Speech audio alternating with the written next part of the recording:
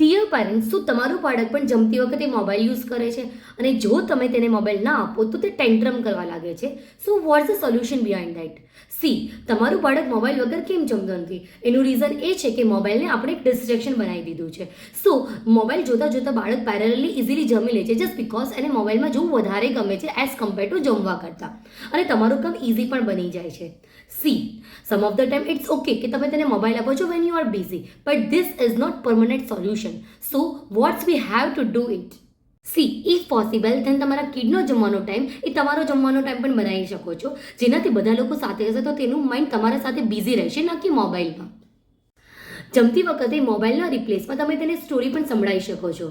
C, this is the seriously healthy way to distract their mind. If possible then હર રોજ એક જ જગ્યા પર એક જ ટાઈમ જમવાનું રાખો, જેનાથી તમારું કિડ હેબિચ્યુઅલ બની જશે.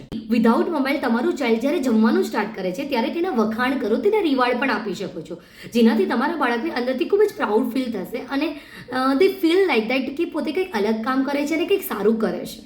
સો માય ડિયર પેરેન્ટ્સ, તમારા ચાઇલ્ડનું ડેવલપમેન્ટ તમારા મોબાઈલના બેઝ પર નહીં બટ તમારા ટાઈમ અને લવના બેઝ પર છે. See, it will be take a time to change their mind, divert their mind, but definitely this technique is work for you.